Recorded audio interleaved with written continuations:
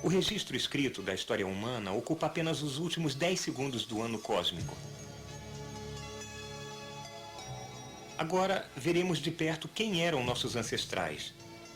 Uma simples circunstância química levou a um dos grandes momentos na história do nosso planeta. Havia muitos tipos de moléculas na sopa primordial. Alguns foram atraídos pela água por um lado e repelidos por ela por outro. Isso os uniu em uma minúscula concha esférica anexa, como uma bolha de sabão que protegia o interior.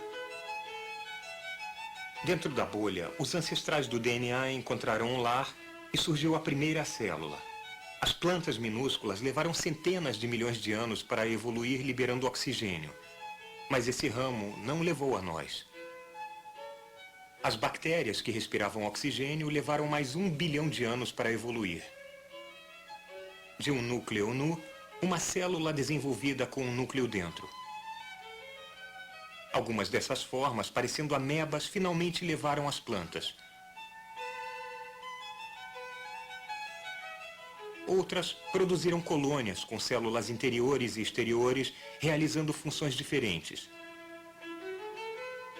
Virando um pólipo, preso ao fundo do mar, filtrando comida da água e desenvolvendo pequenos tentáculos para dirigir a comida até uma boca primitiva.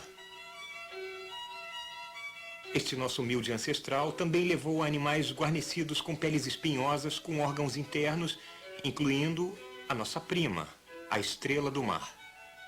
Mas nós não viemos da estrela do mar.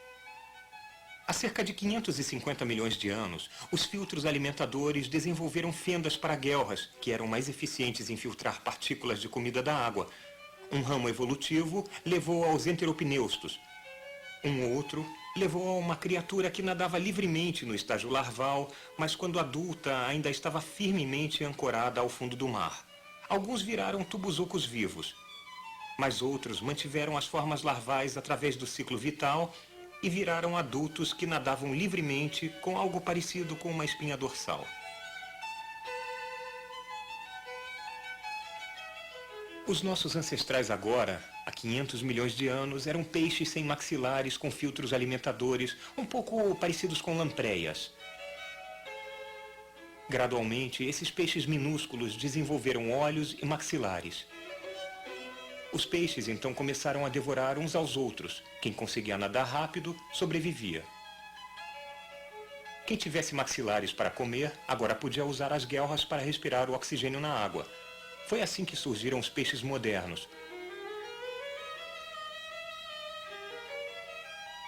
Durante o verão, alguns pântanos e lagos secaram. Então, alguns peixes desenvolveram um pulmão primitivo para respirar ar até chegarem às chuvas. Seus cérebros estavam ficando maiores. Se as chuvas não vinham, era útil poder seguir até o próximo pântano.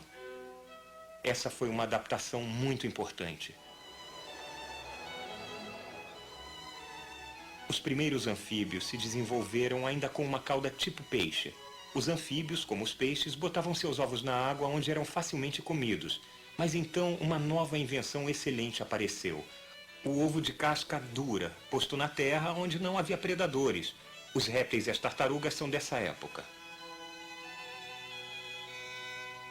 Muitos dos répteis que saíram do ovo em terra jamais voltaram para a água. Alguns viraram os dinossauros. Uma linhagem de dinossauros desenvolveu penas, úteis para voos curtos.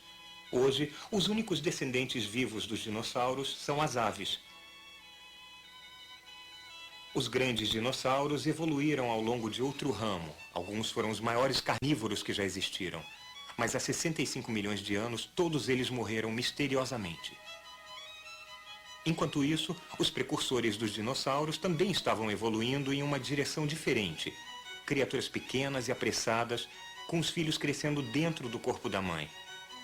Depois da extinção dos dinossauros, muitas formas diferentes se desenvolveram. Os jovens eram muito imaturos ao nascerem nos marsupiais, o vombate, por exemplo, e nos mamíferos.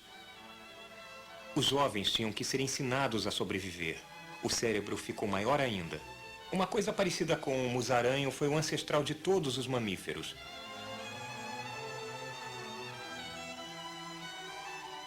Uma linhagem foi para as árvores, desenvolvendo a destreza, visão estéril, cérebros maiores e uma curiosidade sobre o seu ambiente.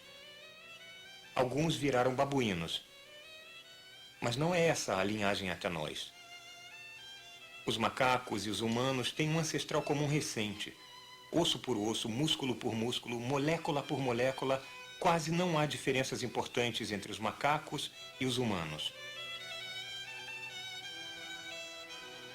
Ao contrário do chimpanzé, os nossos ancestrais andavam eretos, liberando as mãos para empurrar, segurar e experimentar. Ficamos mais inteligentes, começamos a falar.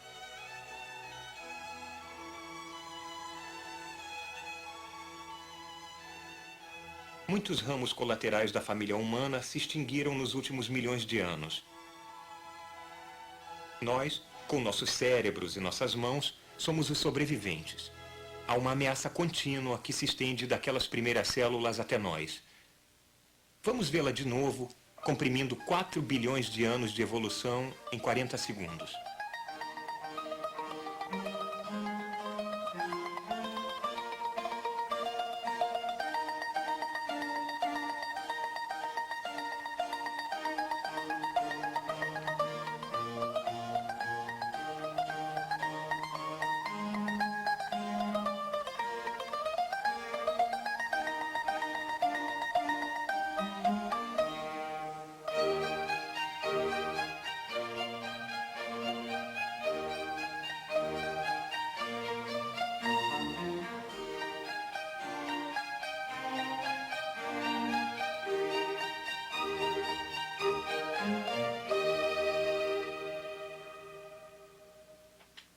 Estas são algumas das coisas que as moléculas fazem depois de 4 bilhões de anos de evolução.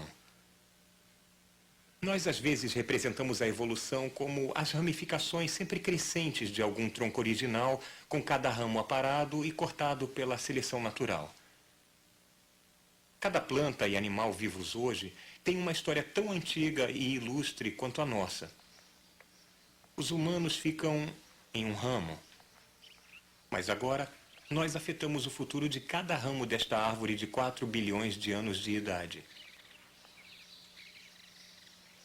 Que encantadoras são as árvores!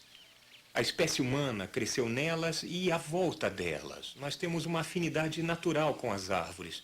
As árvores fazem a fotossíntese, elas colhem a luz do sol, elas competem pelos favores do sol.